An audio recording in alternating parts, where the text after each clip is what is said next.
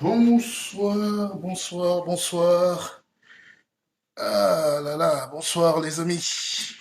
J'espère que vous allez bien. Je trouve ma chaise un peu basse.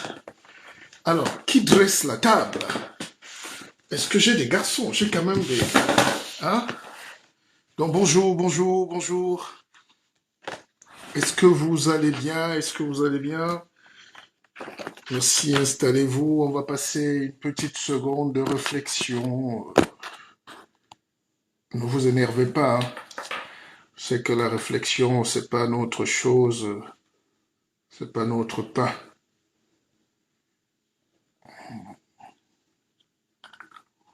Ne vous énervez pas. Installez-vous, juste le temps de régler un peu la montre. Mais voilà.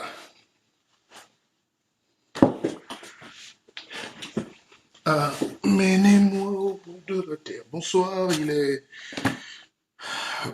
il est 18 heures. Hi. Long time. I'm on board. I'm on time today. Okay, thank you. You're welcome. Alors, je venais vous dire de vous installer et ce soir, on fait ce qu'on a l'habitude de faire, hein, de petites séquences de questions, de réponses, une petite causerie éducative, personnelle, familiale, politique. L'actualité nous y oblige. Et les gens m'ont beaucoup posé de questions sur l'actualité politique en France, en Afrique, partout. Et puis, je me dis, oui, je vais répondre. Et parfois, on n'a pas le temps. On n'a pas beaucoup de temps. Euh, alors, le PP, je peux vous écrire inbox, vu votre statut, je sais pas si vous allez me répondre. Écrivez-moi, je suis ouvert. Vous avez mes numéros de téléphone. Vous savez, je n'ai jamais. D'ailleurs, ceux qui veulent prendre, ben, on va un peu changer, hein. On n'est pas à la télé, hein. On est dans mon bureau, donc on peut revoir. C'est nous qui faisons notre organigramme, hein. C'est aussi ça l'avantage d'être libre. Alors, où est mon direct? Je ne le vois pas moi-même. Alors, donc, on va essayer de mettre le guide PP Martial Bissoc parle de l'actualité politique mondiale. On va dire mondiale, hein? Allez, vous pouvez appeler, vous pouvez contribuer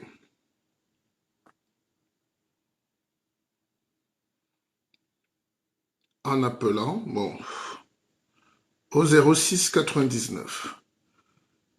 Voilà, je pense que l'intitulé est modifié. Alors, mon numéro est ouvert, mon numéro est officiel, hein, je ne m'en cache pas. Mais vous savez, la situation, je ne sais pas. En 2, 3 ans, j'ai fait plus de 1000 lives, des cours, des enseignements dans le cadre de mon académie, dans le cadre de mes conférences, comme ça, inopinées, dans le cadre de mes travaux. Et je vous annonce déjà ce soir que j'ai fini aujourd'hui la rédaction de mon tout nouveau livre, tout mon nouvel essai, qui va tomber à pic, qui vient répondre, qui est une continuité de ma pensée philosophique que je développe dans l'AKEVA, l'Académie de la vie augmentée. Ça veut dire, nous tous, on a une vie, mais il faut l'augmenter. Si vous n'augmentez pas votre vie, vous allez mourir là où vous êtes. Vous n'allez jamais évoluer. Ouvrez les yeux. C'est un livre d'éveil, c'est un livre de bienfait, de bienséance, de bienfaisance, c'est un livre de bien-être, c'est un livre de réflexivité aussi. C'est un livre de réflexion et de réflexivité. Donc, je vous invite, beaucoup le précommandent déjà parce que ça va être un best-seller. Nous, on ne discute pas. On n'attend pas que quelqu'un nous mette un concours là. C'est nous qui écrivons, nous soutenons nos idées, nous vendons nos projets. C'est comme ça la vie. Si tu ne portes pas ta croix, c'est un saltimbanque qui va te faire danser. On dit chez nous que la flèche avait raté le joueur de tam-tam, ça allait prendre le danseur. Donc, ne vous faites pas prendre dans la flèche de quelqu'un. Au sujet de beaucoup de sujets qui nous touchent en ce moment, vous m'avez interpellé sur les sorties d'Arnaud Montebourg, de Zemmour, de Marine Le Pen, de Morano, toute cette bande de petits nullards là qui veulent imposer quand même à la France une imbécilité notoire. La France est un très grand pays, c'est un pays de haute intelligence, c'est un pays de voix intelligible. Et je sais que l'élection c'est en avril, mais peut-être c'est le monde qui veut ça. Chacun veut faire le buzz. Mais bon, ils ont leurs animaux qu'ils recrutent pour danser. Et la flèche va souvent rater, hein. La flèche va souvent rater le danseur, ça va même prendre celui qui tapait juste le tam-tam. C'est le danseur qui soulève la poussière. Et vous avez compris. Donc, on va pas s'attarder sur quelques attardés mentaux, visiblement, qui font le jeu de ces gens-là, qui jouent le jeu des racistes, et en étant eux-mêmes victimes. Hmm. Ils sont racistes par ignorance, en voulant peut-être un papier, un titre de séjour, une nationalité. Ils commencent à jouer. Le cas le plus patent en France, c'est le cas d'un jeune homme, un parfait abruti qui s'appelle Tiki. Il faut le nommer. Et il était très proche de Sarkozy à une époque, il était partout, il disait qu'il faut chasser les sans-papiers, il faut même aller les prendre dans leur maison. Ben dis donc. Et le jour où on a commencé le contrôle sur lui, un petit contrôle de police, même le récépissé n'avait pas. Lui-même avait dans la poche un droit d'expulsion du territoire. Mais il passait dans toutes les radios, toutes les télés. Les Noirs étaient devenus son problème. Retenez ce nom, Stéphane Tiki, il est là. C'est le genre de léchouille là, des gens d'abrutis qu'on aime et c'est ce genre de bonhommes qui veulent faire des cérémonies, ils veulent exister, ils veulent être vus dans ce Paris-là, ils sont omnipotents là, mais on va les gifler. Et des petites gifles intellectuelles, parce que la main est trop précieuse pour toucher ce genre d'abruti. Et il n'est pas seul, malheureusement. Il y a d'autres cancres qui naissent tous les jours comme ça. C'est pour ça qu'on essaye tous les jours de porter des enseignements. Ce n'est pas sur France 2, ce n'est pas sur RMC, c'est pas sur iTélé, c'est pas sur ces machins-là qui vont chercher un noir intelligent. Mais ils ont raison, parce que Bolloré ne va pas voler votre argent en Afrique et venir mettre les ingénieurs, les médecins, les docteurs, les savants, les philosophes africains en face pour donner la riposte. Il faut toujours un animal mal maquillé là, hein, qui commence à faire sa Christine Kelly, à interviewer Zemmour. Moi, j'ai lu le dernier livre de Zemmour, il insulte là-dedans. Il la traite de gamine d'école. Donc, à l'antenne, elle lit les papiers, mais dehors, après l'émission, elle comprend pas, elle peut pas participer au débat. C'est lui qui dit ça. Et elle le soutien. Voilà, c'est comme ça. Je ne sais pas, il faut aller sonder notre mentalité. Je me suis décidé de ne pas être violent dans ma vie. Mon père m'a toujours dit de ne pas être violent. Un homme viril ne proclame pas qu'il est viril. Un homme est viril. C'est un pléonasme. Quand j'entends même des amis comme Baïbek, les gens dire ça, il y a un peu d'ignorance. En Afrique, on confond tout. Vous pouvez aller aussi loin à l'école, mais être un ignorant dans la vie. Vous n'avez pas la qualité de vie, vous n'avez pas la culture, vous n'avez pas la perception, vous n'avez pas la conception. Sinon, on serait développé. L'Afrique produit 1 million de docteurs chaque année. Le Japon produit 20. Mais ils sont le premier pays du monde. Donc il faudrait qu'on passe à autre chose, Mais si je suis président d'un pays demain, écoutez ce que je vais faire. Je vais prendre tous les parchemins qu'on nous donne là, je vais les déchirer, puis on va les mettre à la poubelle et on va recommencer à zéro. Exactement comme les Charlemagne ont fait, les Jules Ferry ont fait. Ils ont créé leur école, ils ont créé le canevas. Il y a un côté universel dans l'école, ça c'est vrai, mais il y a l'école toujours vue par vous-même. Qu'est-ce que vous voulez donner à vos enfants? Chaque oiseau sort le matin pour aller voler les graines et tout et revenir les donner à ses oisillons. Si un oiseau te trouve en train de nourrir ses oisillons, il te tue. Vous mourrez ensemble. Alors, nous sommes les seuls êtres au monde qui laissons notre éducation, les yeux fermés, à des gens qui nous ont déjà battus, à des gens qui vous ont enchaînés. Quelqu'un t'esclavagise, il te met les bâtons dans tous les trous du corps, il te vend 400 ans, tu travailles sous le soleil, la pluie pour lui donner le sucre, le café, et puis tu crois qu'il va t'amener un bout de choses comme ça et te dit tiens, je te libère. Mais on va parler jusqu'à quand? On va parler. J'ai l'impression que chaque jour, la résistance, l'ignorance est encore plus forte. Nous sommes faibles face à l'ignorance dans notre propre camp. Si on avait nos médias, parce qu'on m'interpelle pour parler d'une jeune fille, j'ai pas le temps. J'ai schématisé pour que chacun comprenne. On va pas le... C'est une victime aussi. Elle a faim, peut-être, elle vient d'arriver, je sais pas. Mais tu sens l'ignorance. Quand tu es ignorant, c'est pour ça que quand on fait des directs, ici c'est une université gratuite. Profitez pendant que je suis encore libre. Profitez pendant que le peuple a encore un peu de temps. C'est beaucoup de force. Ça demande beaucoup d'énergie. Regardez, je suis en train de lire un livre qui s'appelle En feuilletant l'humanité de 1904 à 1964. Et vous avez tout ici. Pourquoi la France est devenue la France? Et 1904, 1964, on parle de deux guerres, hein, première et deuxième. Comment la France s'est levée avec l'humanité, les journaux, Jaurès, tout ça. C'est des gens qui portaient des valeurs. Et quand on laisse la France, on croit aujourd'hui que c'est les Zemmour qui parlent fort en France. Non, c'est une France plus forte que ça. Je suis juste désolé que les Africains n'arrivent pas à exister dans cette France parce ils sont des apôtres des soirées inutiles, des boissons frélatées, des banlieues pourries sur des sales maisons pour danser. Il n'y a pas une cité de la science, ni pour l'Afrique, ni pour nulle part. Et ça nous pénalise parce que nous avons aujourd'hui les réseaux sociaux. Je pense que nous sommes 1% des gens à être pas danseurs ici. Nous subissons une violence. Nous devons faire comme si on a envie de plaire, de supplier pour que les gens écoutent ce qui peut leur être utile. C'est pour ça que tout à l'heure, j'ai écrit un texte, je sais pas. Ah, il y a des gens qui partagent quand même le direct. Mais partager le direct, ben, ça peut aider, on ne sait pas. J'ai écrit un texte tout à l'heure, c'était quoi le texte? Avant de guérir quelqu'un, avant de guérir quelqu'un, demandez-lui déjà s'il est prêt à abandonner les choses qui le rendent malade ou malheureux. Mon grand-père le disait, Hippocrate le disait, nos ancêtres l'ont dit. N'allez pas aider quelqu'un, on ne soigne pas quelqu'un qui n'est pas prêt. C'est-à-dire, si moi j'aime la bière, vous ne pouvez pas me guérir de la cirrhose de foie. J'aime la bière plus que ma cirrhose.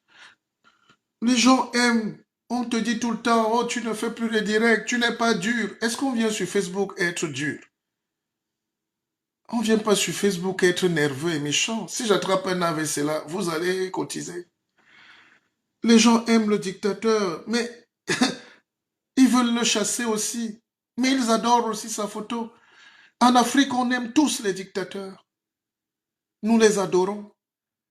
La poignée, le petit groupe qui veut les combattre, c'est parce qu'ils n'ont plus la chance d'être à côté du dictateur ou de manger avec. Donc, tout ça est compliqué. Ça rend un peu le jeu très complexe.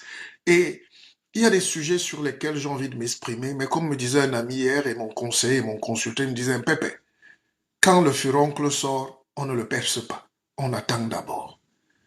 Il pointe juste le petit bout. Il faut laisser. Ne soyez pas pressés. Je serai là. Je suis là. J'étais là. Donc nous allons aller ensemble dans cette quête de la dignité, que ce soit ici en France, au Cameroun, au Gabon, partout où on ira. Qu'est-ce que j'ai écrit encore ce matin, enfin tout à l'heure? Les gens adorent les éboueurs sénégalais, mais veulent bloquer leur argent et leur transfert. Vous vous rendez compte? Déjà, ceux qui n'ont aucune connaissance du droit, je vous rappelle que dans le droit, les droits internationaux, c'est impossible déjà de bloquer les avoirs de quelqu'un. Il y a un deuxième principe aussi, celui de la solidarité internationale. Tu ne peux pas empêcher quelqu'un qui a gagné son argent d'enlever une partie pour envoyer à sa famille. Deuxième point. Troisième point, c'est des mesures même pas applicables. Puisqu'il y a des conventions internationales de transfert d'argent, Western Union est plus puissant que tous les États. MoneyGram que vous voyez là, c'est des grands groupes, c'est les Américains qui sont derrière. Vous ne pouvez pas. Tu vas aller bloquer l'argent de quelqu'un. Alors, mais oui, toi le raciste, tu peux le dire. Parce que tu as la haine du progrès des autres. Tu n'aimes pas les autres races à côté de toi, si on peut parler de race ou de communauté. Mais si toi-même, si un animal commence, on dit souvent chez nous, et ça c'est une de mes mamans qui le disait tout le temps, un animal qui a la queue, une longue queue surtout, ne cherche pas les problèmes. Vous savez ce que l'aide a fait comme apport dans ce monde si violent? Aller au Sénégal, l'aide c'est pas pour les sacs de riz. Il y a des villes entières qui naissent. Des petits éboueurs qu'on insulte ici construisent des musées, des hôpitaux, des... Peut-être le Cameroun a une manière de voir l'immigration dans l'égoïsme, la haine, la médisance, la guerre. Regardez quand deux Camerounais sont sur Internet, ils font que s'insulter, ils ne travaillent pas ensemble. Mais les Sénégalais n'ont pas cette réalité. Et qu'on est en train de faire une ville de 250 000 habitants avec les transferts. Il y a des Sénégalais aux États-Unis, des petits gars à New York là, qui vendent les masques et tout ça. Hein? À Times Square et tout, ils vendent les masques, les petits trucs. Ils construisent des châteaux.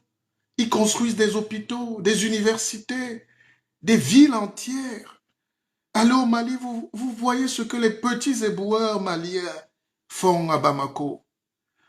D'ailleurs, j'ai un ami qui a un hôtel ici en France et qui avait un ouvrier malien, un assistant, un homme de ménage, un homme de main. Et ce Français a voulu aller en vacances à Bamako. L'ouvrier lui dit, boss, si vous partez au pays, prenez ma carte, donnez ça là-bas à cet hôtel. Le monsieur arrive, il dort dans un très bel hôtel à Bamako. Il regarde, mais c'est presque comme son hôtel à Paris. Il a un bel hôtel dans le 14e. Et il regarde, il dit, bon, tout est à l'identique pratiquement. Quand il finit, il veut rentrer, il arrive pour la facture du nom. Patron a dit, vous, zéro gratuit payé. Le gars dit, mais comment ça? Zéro gratuit, bon, comment payer? Il dit, non, c'est patron, il a dit. Qui est le patron?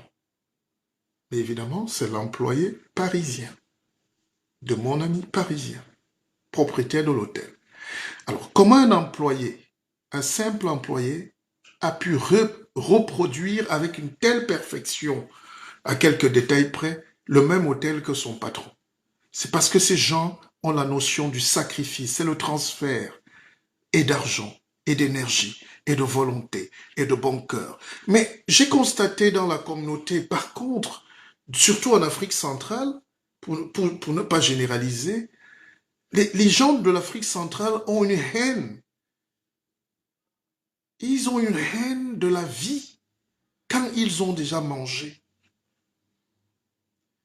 Les gens de l'Afrique centrale, les Camerounais en premier, vous mettez les Congolais, vous mettez les Centrafricains, vous mettez les Gabonais, ils ont une réflexion tellement appauvrie par la forêt. Ils n'aident personne. Les gens qui vous créent le plus de problèmes ici, c'est des Camerounais.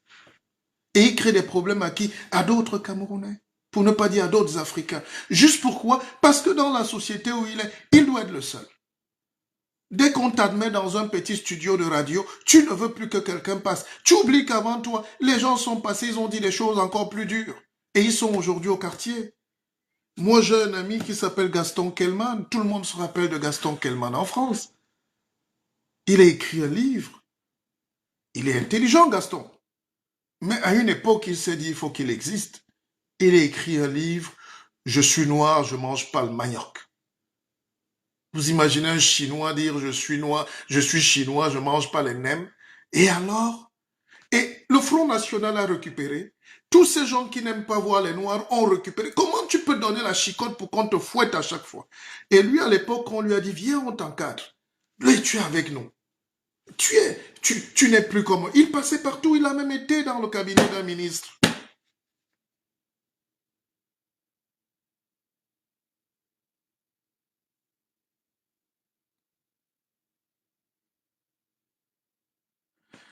Je ne suis pas en train de parler des gens à titre personnel insignifiants. Je parle des intellectuels qui, on peut pardonner à quelqu'un qui n'a pas encore lu son ignorance. Donc je ne m'attarde pas là-dessus. Je parle des gens qui sont des phares de notre société. Je ne fais pas un direct personnel. Et quand je cite quelqu'un, c'est parce que c'est une autorité compétente, intellectuelle. Quand quelqu'un est encore à l'école, on lui laisse le temps d'aller à l'école. On ne parle pas des écoliers ici. On parle des gens qui ont maturé la pensée, mais qui se sont ratés. C'est pour ça qu'il faut peut-être pardonner à la dame, ou à l'enfant, je ne sais pas, à la jeune. D'accord? J'étais en train de dire que vous avez toujours des gens dans la communauté. Mais pourquoi le noir veut choquer en voulant se justifier après? Est-ce que vous comprenez? Je ne sais pas comment vous expliquer. C'est pour ça que par dialogue interposé, c'est souvent dur. C'est pour ça qu'on fait des conférences et on va vous exiger parfois à faire un effort de venir assister aux conférences. N'est-ce pas? Parce que c'est facile. Les gens ne peuvent pas comprendre. Tout le monde ne peut pas comprendre. Hein? Ce que je veux expliquer, c'est que Gaston a voulu donner le bâton. Bon, ça a créé le débat, ça a créé... Mais le noir n'a pas à se justifier. Que tu manges le manioc ou pas, personne ne demande à un Indien s'il mange le truc là de feuilles de je sais pas quoi là-bas. Mais les Indiens mangent ce qu'ils veulent. Personne, aucun Indien n'a envie d'écrire ça, sur ça. Il faut qu'on cesse de nous justifier. Si vous avez compris, je ne viens pas condamner, parce qu'on n'est pas... C'est pas un tribunal. C'est une réflexion. Je ne peux pas venir m'asseoir pour donner mon précieux temps aux gens insignifiants. On dit insignifiant de quelqu'un, pas par mépris, mais quand il ne compte pas pour la communauté parce on veut faire croire à la personne qu'elle existe au-delà de ce qu'elle est en réalité. Il y a des gens ici. Quand je parle en France, je parle des héritiers de Gaston Monerville, de Césaire, de Senghor, de Mongobetti. Je parle des gens qui couchent la pensée. On ne parle pas des dévergondés ou des dévergondas. On parle des gens qui peuvent nous représenter. Vous savez, laissons même ce côté. Les Noirs ont un problème de cohérence intellectuelle. Il y a un jeune groupe, des jeunes, que j'ai parfois dénoncé ici. Et beaucoup ont trouvé, même Pépé, pourquoi? Les gars ont créé un groupe qui s'appelle la Ligue nationale de défense des Noirs de France. Très bien. L'idée n'est pas mal. Mais dans ce truc-là, vous travaillez avec qui? Est-ce que vous avez appelé, même si vous voulez la lumière, parce qu'aujourd'hui, tout le monde veut cliquer. Aujourd'hui, sur TikTok, on me présente Monsieur Chantal. Je ne sais pas qui est Monsieur Chantal. Et il a 1 million de vues. Aujourd'hui, tu peux mâcher les chewing-gums, tu as 2 millions de vues. Mais ça ne fait pas de vous des valeurs refuges. La vie a encore des valeurs. Alors, je parlais de ce gars-là qui s'appelle, je sais pas, mais ils ont créé la Ligue des défenses noires. C'est beau. Mais très tôt ici, j'ai signalé, vous savez, l'avantage des gens comme nous, c'est pour ça que peut-être on est condamné à ne pas être populaire. Ce que je ne veux pas. Je suis un enseignant. J'ai dit ici, attention à ces groupes-là, ils vont tomber dans le piège. Parce que la France est très forte dans l'intelligence. C'est la France qui dirige la diplomatie du monde entier. Ne voyez pas ce pays-là comme ça.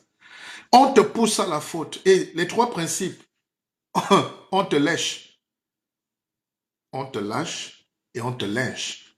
Qu'est-ce qui est arrivé à Gaston Kellman?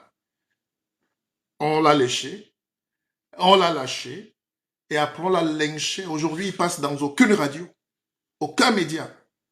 Il est le même. Il n'a pas changé, mais les gens ne veulent plus. C'est comme ça ce système. Quand on est sorti ici, on était plus beau que ça. Oui, il y a 22 ans, quand on sortait de l'école, les cheveux bien frisés, bien mis, pectoraux, bien là, costaud, les diplômes en tête, là, tout le monde vous appelle. Et c'est là où vous croyez que vous êtes au sommet. Peut-être ceux qui viennent d'arriver, renseignez-vous. Il y avait une seule télé noire. Et j'étais un des membres fondateurs. Donc, je vous dis donc que on a pris Eboucheng Behanza. Il a de la bonne volonté. Partout où on tape les noirs, il y a injustice, ils vont débattre. Mais est-ce que c'est lui qui est obligé de parler? Maintenant, quand on fouille son CV, il a fait la prison pour viol. Il a fait la prison pour la drogue. Il a fait... Et les Blancs prennent ces extraits-là, on met au jour. On dit, voilà le type qui représente les Noirs. Prenez les Abdelaziz, prenez les gars. Il y a tellement de savants, mais vous les frustrez. Prenez même des conseils. Est-ce qu'ils avaient même un avocat pour structurer, pour conseiller? Dès que tu veux conseiller un nègre, il est ton ennemi. C'est pour ça que quand on fait les lives aujourd'hui, j'évite même de citer des gens. Je fais des généralités.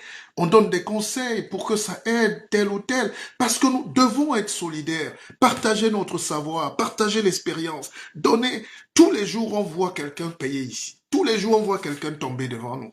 Et peut-être c'est ça que vous voulez. Vous ne voulez pas la réussite des gens à la fin. Maintenant, on est en train d'interdire ce groupe-là. Je ne sais pas s'il est déjà interdit. Maintenant, l'autre a les plaintes. Maintenant, donc, toute la communauté noire de France est représentée par un ancien voleur, nous dit-on. Un ancien violeur, condamné par la justice. Et c'est lui qui va aller parler aussi à Zemmour. Mais Zemmour, lui, il est diplômé de Sciences Po. Zemmour est diplômé des hautes écoles de France. Peut-être qu'il a raté l'ENA, mais il est très intelligent. Même dans sa bêtise, tu ne peux pas. Donc, quand on nous met sur les plateaux télé, évidemment, on peut même t'inviter, tu dis non, grand, moi je ne peux pas. Prends plutôt l'avocate ci, ou prends plutôt le grand ci. Il va nous représenter. C'est comme ça que les Indiens font. C'est comme ça que les Chinois font. C'est comme ça que toutes les communautés qui veulent avancer font. On s'accroche derrière des gens qui connaissent. Mais chez nous, dire même déjà que tu connais est déjà le premier crime. On va t'abattre. Il y aura des réunions pour t'exclure. Moi, j'ai connu des gars ici qui étaient nos photographes. Hein. Je ne dis pas que quelqu'un ne doit pas évoluer. Mais tu arrives dans des cérémonies, ils veulent se passer pour des journalistes quand les journalistes sont assis. Et ils ne s'arrêtent pas là. Ils commencent à médire des professionnels du métier. Eux qui n'ont aucun diplôme, aucun niveau, leur travail, c'est d'arrêter la caméra. Je ne méprise pas un caméraman ou un photographe, mais c'est cet amalgame-là qui fait qu'il y a le sous-développement en Afrique, il y a la pauvreté en France, il y a la pauvreté en Belgique, au Canada, partout où les Noirs sont, il y a cette histoire-là où personne ne veut respecter même le talent de quelqu'un, ni le parcours. On ne demande pas de nous donner les tapis rouges, mais respectez. Il y a des abrutis ici qui vous appellent un matin. Grand frère, vous êtes le meilleur, on vous adore. Vraiment. Mais quand ils veulent un coup de main, mais après vous découvrez qu'en réalité ils veulent aussi exister au même titre que vous. Ils veulent faire des lives. Ils ont deux vues. Au lieu de vous dire, grand frère, vous avez de la rhétorique. Est-ce que je peux me former? Il commence à te saboter. Il te connaît pas, il t'a jamais vu. Il commence à t'insulter. Il commence à dire des choses sur quelqu'un qui a un parcours, une traçabilité, quelqu'un qui peut même l'aider. Vous croyez que les Chinois fonctionnent comme ça? Vous croyez que les Kémites que vous dites là en Égypte avant fonctionnaient comme ça? Vous croyez que la société évolue comme ça? Ça veut dire que même demain, si en France on nous dit de choisir un candidat pour affronter même Macron ou même Zemmour, on va aller nous prendre un gars qui a traversé son fleuve là-bas et qui va vouloir venir donner des leçons aux professeurs. Et c'est ce que Michel nous dit. Ça s'appelle l'ultra-crépidarianisme. Le fait que tout le monde... C'est pour ça que l'Afrique ne pourra jamais se développer. Jamais. Quand on me dit, parce que les questions arrivent, Pépé, qu'est-ce que tu penses de la situation dans tel pays, comme je dis, non, non, vous n'êtes pas prêt. Mûr- On vous laisse le temps de mûrir. Vous n'êtes pas prêt. Quand les gens ne sont pas prêts, ça se lit sur leur visage. C'est-à-dire, par une sorte d'entourloupe, ils préfèrent le petit gars qui a une gueule patibulaire. Tu te laves même pas. Mais tu veux, je sais pas. C'est plus fort que moi. Quelqu'un m'a dit un jour, Pépé, tu es frustré? Je dis, tu es nerveux, frustré ou... C'était quoi le mot? J'ai dit oui, oui, oui. Un intellectuel est un homme frustré. Un intellectuel, un leader est un homme frustré. C'est la frustration qui amène les grands hommes à se dépasser. J'ai pas une frustration de la vie parce que, surtout quand je vois mes enfants barbus, aussi barbus comme moi aujourd'hui, je ne peux pas être frustré. Quand je vois mes enfants qui sont brillants, qui se battent, qui sont autonomes, qui commencent à voler de leurs propres ailes, je ne peux pas. Je ne peux pas être frustré. Le seul destin d'un homme ou d'une femme, c'est de voir son enfant. J'ai une dame que j'aime par-dessus tout. Elle a un seul fils qui est à la Sorbonne. Je lui dis, tu as la chance, maman, d'être la femme la plus heureuse du monde. Ce n'est pas que la Sorbonne, c'est la fin de la vie, mais c'est voir la transformation de ton enfant, d'où toi-même tu viens. Ça s'appelle l'extraction sociale. C'est pour ça qu'il y a un proverbe qui dit, honte à celui qui ne fait pas mieux que son père. N'est-ce pas? Nos enfants que nous avons ici ne doivent pas être au même niveau que nous. Ça veut dire demain, si vous me trouvez dans un coin des Champs-Élysées en train d'être vigile, ne vous moquez pas de moi, parce que ma souffrance m'a amené là. Mais nous avons des enfants ici avec l'Internet, l'intelligence, la France, le Canada, les États-Unis. Tout est ouvert, les connexions, les études, les livres, tout ce qu'on écrit là, c'est pour vous. Aujourd'hui, on n'a plus le temps de lire, on n'a plus le temps d'apprendre, on n'a plus le temps, mais on veut réussir. C'est pas possible. J'habite en face d'une école juive. J'habite en face d'une école juive. Je pense que quand je ferai la prochaine conférence, nous allons aller là-bas. Vous voyez nos enfants marcher avec les culottes, les jeans troués, les jeans aux fesses, les ceci, les capuches, les ceci. Là-bas, c'est le costume et la cravate. C'est l'école, de l'école primaire. Et là-bas, on forme qui? Des patrons. Ils forment des managers et des leaders. Ils sont là. Ils sont là. Quand ces enfants-là sortent de l'école, les femmes, les filles sont correctement habillées, polies, elles saluent tout le monde en route. Ils sont... Je dis, mais c'est pas possible.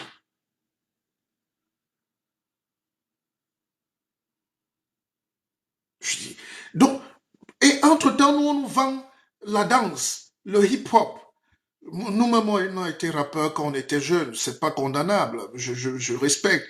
Mais c'est que tous ces petits gars-là, tous ces petits footballeurs-là, tous ces petits abrutis-là, tous ces petits gars qui ne veulent pas se former, veulent maintenant prendre le sommet de tout en Afrique. Dans le football, c'est les abrutis qui veulent gérer les fédérations. Vous arrivez en politique, c'est le petit frustré du coin là, qui n'a même le petit villageois qui veut, parce qu'il a un petit titre, il veut être président aussi, ou bien avoir un poste.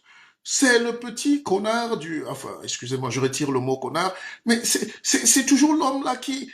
C'est toujours la fille dévergondée qui vend ses sucettes là, qui veut aller à l'Assemblée nationale. Vous croyez qu'en France, ou même au Canada, ou aux États-Unis où vous êtes, l'Assemblée nationale, c'est pour les gens qui viennent, qui ne savent pas pourquoi on va à l'Assemblée? Vous savez ce que c'est que l'Assemblée nationale? Alors, on a du temps. Quelqu'un m'a dit tout à l'heure, l'Afrique, c'est mon frère, comment il s'appelle? Sidibé. Mais je ne viens pas ici faire des échanges avec les gens.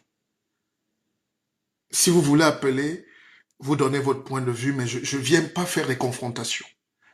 On vient vous enseigner. Souffrez. C'est mon heure. Je suis parti dans quelques minutes. Après, faites ce que vous voulez. Continuez de fermer les yeux. Je ne suis pas... Quand un cancérologue, quand un médecin vient vous diagnostiquer un cancer, ce n'est pas le médecin qui est le problème. Ce n'est pas le médecin qui a le cancer. Ce n'est pas lui qui t'a donné le cancer. Il vient constater que tu as un cancer. Il faut faire la différence. On ne vient pas ici se faire des inimitiés. C'est ça. La première mentalité chez nous, c'est l'affrontement. C'est comme un chien. Dès qu'il voit quelqu'un à côté de son os, non, peut-être l'autre veut t'amener un deuxième os. Laissez le temps à la réflexion. Écoutez un peu les sachants. On est obligé de s'affirmer aujourd'hui comme sachant, sinon vous n'allez jamais le savoir. N'est-ce pas? Nous avons été dominés, écrasés spirituellement, politiquement, économiquement. J'ai téléchargé, acheté le livre de notre ami Bogarsar. C'est un jeune, il aurait pu être mon fils même, il est né en 90. Il est prix Goncourt. Ne critiquons pas. Mais le fondement, parce que peut-être derrière sa littérature, il y a beaucoup de style, il sait écrire. Mais le thème, c'est quoi? Vous voyez là où celui qui te donne le diplôme, c'est lui qui sait pourquoi il te donne le diplôme. Et c'est là où l'Africain n'a pas la capacité de contester la légitimité même de celui qui te signe le papier. Le gars te fait écrire sur la Première Guerre mondiale, tu cherches un auteur, et puis la Shoah. Évidemment, il faut plaire un peu à nos frères juifs, parce que parfois c'est eux qui mettent l'argent, c'est eux qui signent. On sait comment ça se passe. Est-ce que c'est ça? Les jeunes Africains aujourd'hui, en 2021, ils veulent lire des choses. Les clés, ils veulent avoir des clés pour entrer dans la société de demain. Nous, on voit Thomas Pesquet amérir dans la mer. Hein? Pour la tautologie. Thomas Pesquet fait 6 mois là-bas. Un jeune comme vous. Il descend et tout. Cette science-là, c'est ça l'avenir de demain. Ce qu'ils font là-bas, on ne sait pas. Nous, on écrit encore sur hier. Tout le monde, la colonisation, tout le monde a dit l'esclavage a fait la religion. Dépassons un peu ça et entrons dans la problématique thématique aujourd'hui. La place de l'homme. Pas de l'homme noir, mais quelle est notre place demain? Quelle est notre place? Ou quand on crée une émission, on invite la première dévergondée qui passe. Peut-être qu'elle a dormi en boîte. On dit, toi, viens ici avec tes pulpeuses lèvres. Béala a fait ce jeu-là ici. Jusqu'à ce qu'on découvre que Béala n'a jamais pu écrire un seul livre. Et elle a disparu elle-même. Pas qu'elle ne soit pas talentueuse. Mais les preuves sont là. Le plagiat et tout. Comment on a fabriqué. La France est tellement belle. Elle est tellement puissante. On te lèche, on te lâche et on te lynche. Et c'est comme ça. Et ces gens-là, ayez un peu plus d'humilité quand vous êtes là-bas parce que vous représentez, malgré vous, tout un continent, des peuples entiers, des gens qui ont des souffrances, des gens qui ont des misères, des gens qui, malgré tout, ont bataillé pour être là où ils sont. C'est pour ça que j'ai fait une petite lettre à Christine Kelly, que je connais. C'est Christine Kelly qui recevait Zemmour tout le temps. Je dis, Christine, tu n'as aucune raison. Même si l'esclavagiste Bolloré te donne 1 million, tu n'as aucune raison. Jamais tu ne verras un Chinois s'asseoir à la télé et donner la parole à quelqu'un qui insulte les Chinois. Jamais. Et vous voulez toujours justifier même l'injustifiable. C'est pour ça que c'est choquant à un moment de débattre même avec les gens. Les gens vont dire, il est hautain, il est ceci, il est cela. Mais quand tu descends prendre les enfants, on t'attrape, ils veulent te ramener. Non, nous tous, on n'est pas médiocres. Nous tous, on n'est pas médiocres. Condamner les frères, la race noire, l'Afrique, parce qu'on veut plaire, parce qu'on veut manger, parce qu'on veut un emploi, un CDD, un CDI, un petit truc. Tout le monde peut avoir des moments de faiblesse, on veut passer par là. Mais vous ne pouvez pas continuer à le faire parce que le monde a changé. Les gens sont choqués. Mais vous luttez donc pourquoi, un pépé? Monsieur Bissot, vous luttez pourquoi quand des gens réfléchissent comme ça chez vous? Comment vous voulez qu'on aide d'autres Africains à s'intégrer demain quand dès que l'autre arrive, il faut déjà qu'il soit le Samori Touré de toute la France. J'ai écrit dans un de mes livres, là, une scène qui m'avait marqué, et je pense il y a 20 ans. J'étais très proche d'une amie, et j'ai fait tout pour qu'elle vienne étudier en France. Elle était à l'université de... C'est Cergy, hein. On a réussi à avoir une inscription, et il fallait batailler dur pour qu'elle reste en France. Et quand elle a eu son titre du séjour, la carte vitale et tout, elle s'est mise à faire des débats sur pourquoi on donne la carte vitale aux autres noirs. Et ça me pose un problème. Peut-être que les immigrés de la première génération... Enfin, l'immigré d'hier est le raciste de demain. Je ne sais pas, c'est peut-être psychologique. Pourquoi vous croyez que celui qui arrive par la mer, le bateau du Niger, du Mali, de tout, qui a traversé le Maroc, pourquoi vous croyez qu'il va venir voler votre pain? Et ce discours-là arrange dans le Front National. Et tous les Noirs sont souvent dans cette réaction-là. Quand le Chinois atterrit ici, dès le lendemain, il a le budget pour acheter le bar à tabac. Il a déjà 100 000 euros pour s'installer. Les frères l'aident. Je n'ai jamais vu un Chinois à Pôle emploi en train de chercher le travail. Je n'ai jamais vu. Jamais vu. Dès qu'il prend l'avion, on sait même pourquoi. Ils sont 1 milliard. Ils sont 100 fois plus nombreux que nous. Même ici en France. Allez à Marne-la-Vallée, là-bas, ils ont des villes entières. Je ne parle pas du 13e, je ne parle pas de Gennevilliers ou d'Aubervilliers, je ne sais pas. Mais ces gens-là, ils sont une puissance. Je n'ai pas dit que tous les Chinois s'aiment, mais ils ont un code d'honneur de la réussite. Ils viennent réussir. Ils ne viennent pas empêcher aux autres de réussir.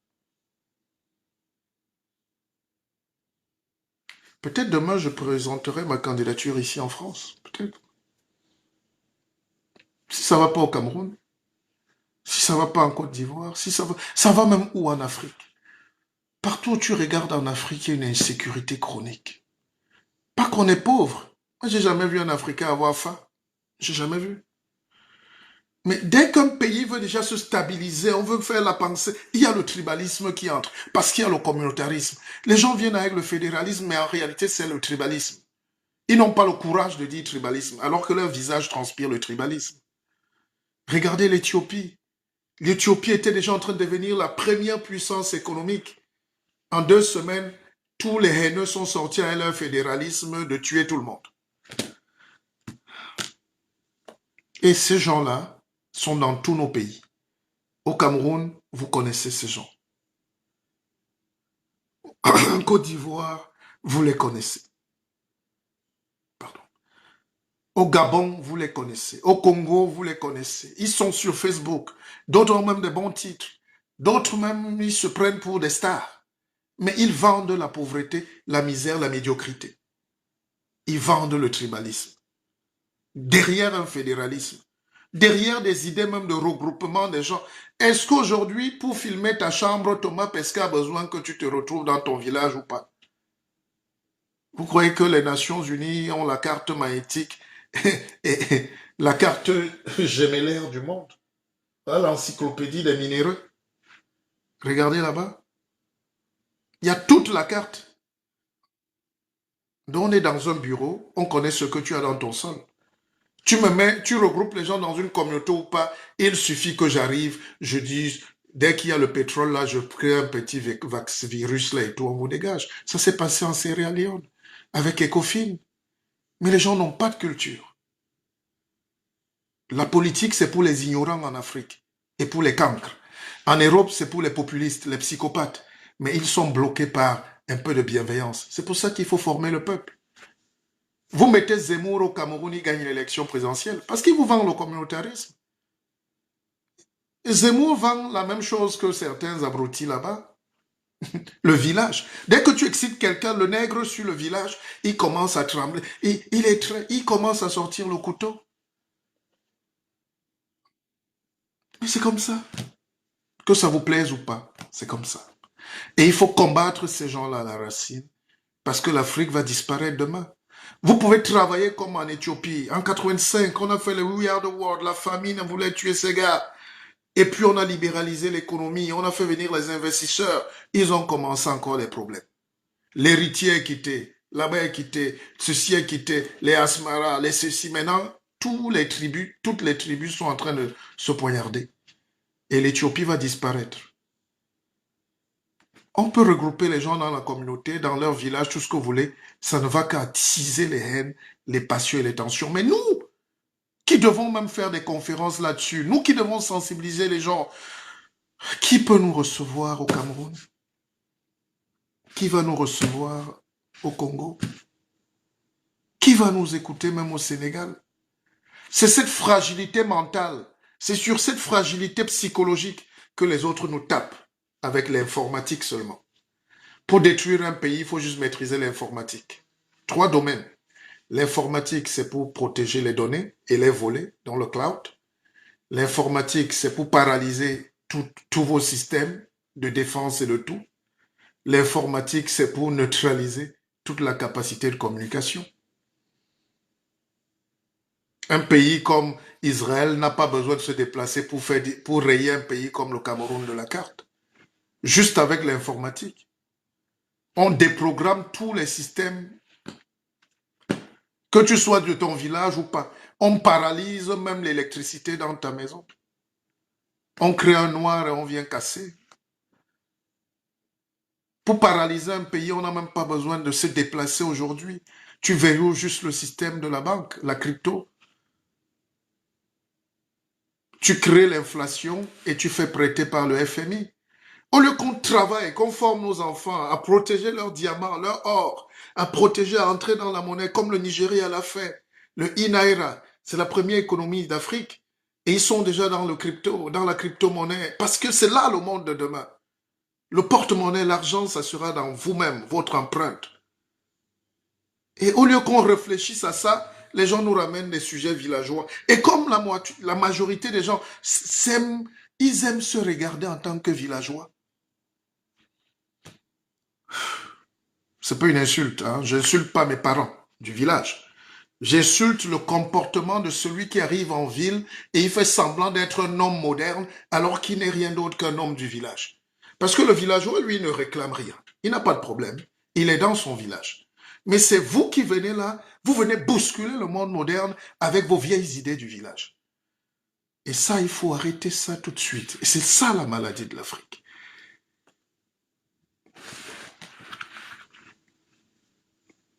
Je pense que j'ai fait le tour d'horizon des questions et des problématiques. Nous allons continuer d'enseigner.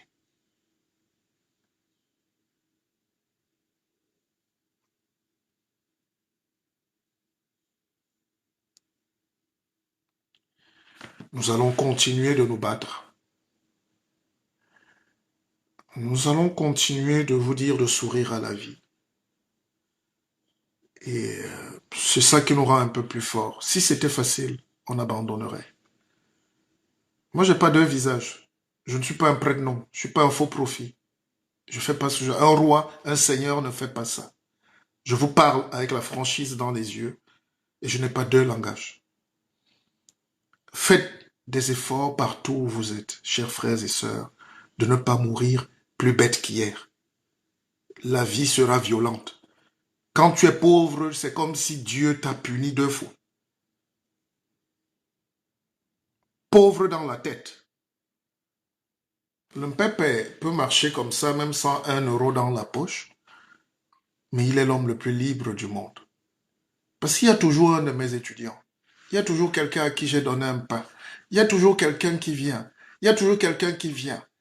Mais vous là, quand tu n'as rien dans la tête, on t'amène à l'abattoir et toi-même tu applaudis. J'évite donc qu'on vous amène à l'abattoir. C'est pour ça que mon prochain livre sera juste marqué sur cet éveil-là. Il faut ouvrir l'œil qui est ici. Ouvrez l'œil qui est ici. Je suis entré dans un salon de mes frères du Congo hier. On va terminer par là. Et je ne fais pas des lives au hasard. Hein. Je suis un storyteller. Vous savez, La différence entre nous qui avons eu l'éducation francophone et les Américains, c'est le désir de ne pas se justifier. Vous avez déjà suivi un vrai leader américain. Vous avez déjà suivi les Barack Obama. Vous avez déjà suivi les Warren Buffett, les Elon Musk. Ils ont une culture de yes, c'est nous. Je suis fort, je suis meilleur. Quand tu es francophone, dès que tu frôles un peu la France des Lumières, hein, de Rousseau, Diderot, Montesquieu, mais dès que toi tu viens te frotter, on dit tais-toi, achète la Twingo, je te laisse là-bas, roule avec la Clio. Mais les mêmes, ils ont les Maybach à l'avenue Foch. Les mêmes boivent des bouteilles de... Donc la vie esclavagiste, c'est la vie des seigneurs. Mais il y a toujours des humains qui refusent que les autres pauvres êtres payent. C'est pour ça que la lutte des classes n'a jamais cessé. Mais la lutte des classes est organisée par ceux qui sont hors classe. Les avocats, les journalistes, les juristes, les ceux-ci, les rois luttent pour libérer parfois les esclaves. Mais les esclaves eux-mêmes luttent pour qu'on ne les libère pas souvent. C'est paradoxal. C'est paradoxal. Les combats que je mène, je n'ai pas le droit de les mener puisque je n'ai aucun problème. Alors je vous dis aucun problème. Peut-être j'ai envie d'avoir un jet privé, je ne sais pas, mais je n'ai aucun problème. Peut-être je vais acheter une Lamborghini, je sais. J'ai d'autres types de problèmes, mais je n'ai pas de problème humain. Parce que je sais me contenter de ce que j'ai. On ne se développe pas par l'argent seulement.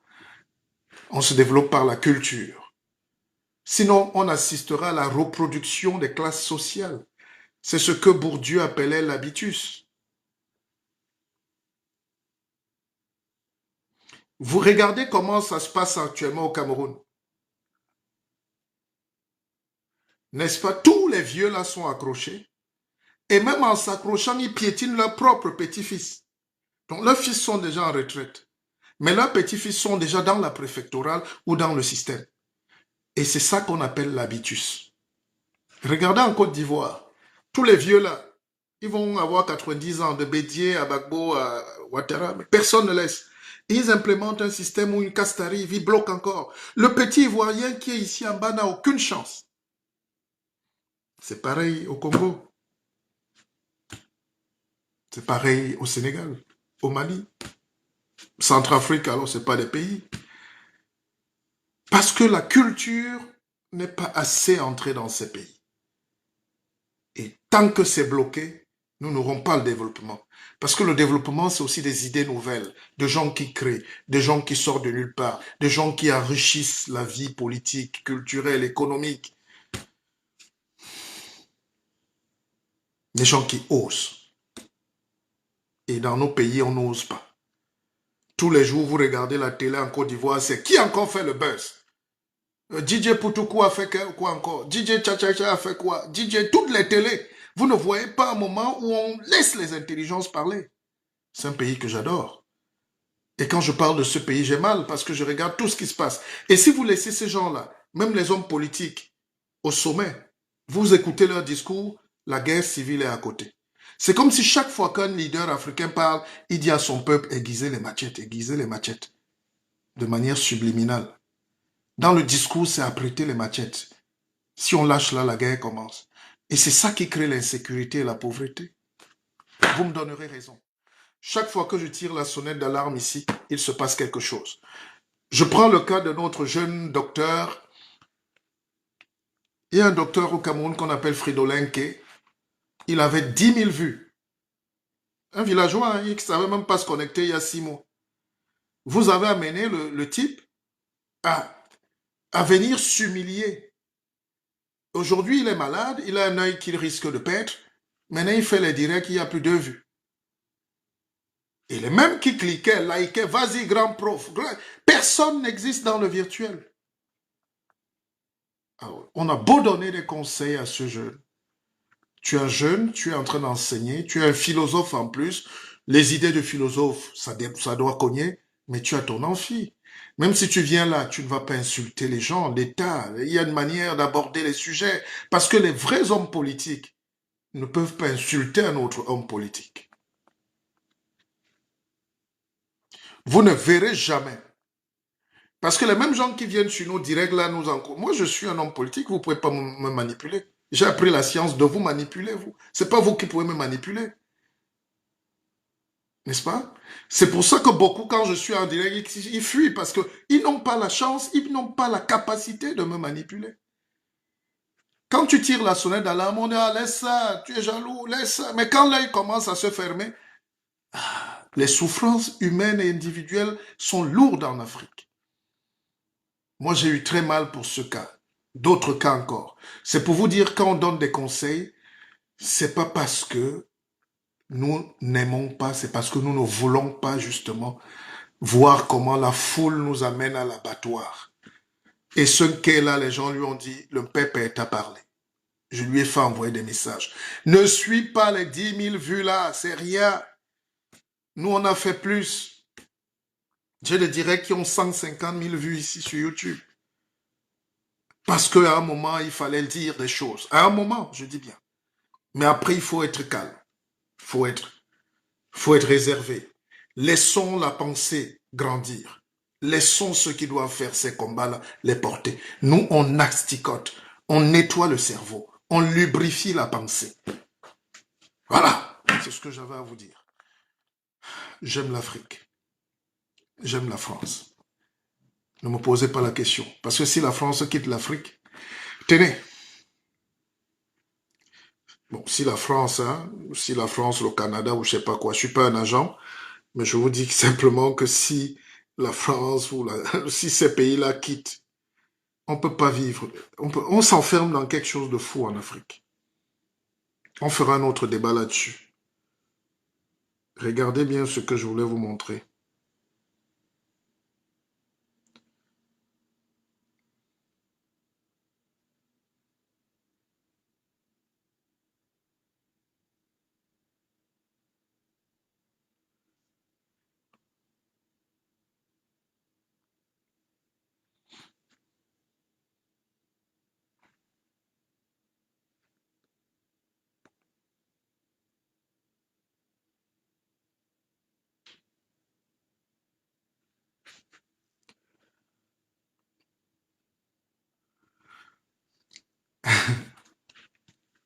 On continuera demain. Je me réserve. Merci d'avoir été là. Bonne soirée à vous. Tenez bon. Pour le prochain livre, il existe déjà en précommande, hein, en prévente. Donc vous m'écrivez, vous le commandez. Tout le monde devrait l'avoir. On va montrer aux gens qu'on peut changer la pensée. On peut. Vous voyez comment tout le monde se bat maintenant pour montrer qu'il écrit, non? Ce que nous on fait il y a 20 ans. C'est parce que c'est par là que la révolution va arriver, pas en tournant. Vous aurez beau batailler, tant que tu n'as pas planifié, stratifié ton combat, tu es dans l'émotion de la révolte. Allez, bonne soirée à vous, je vous aime. À Keva.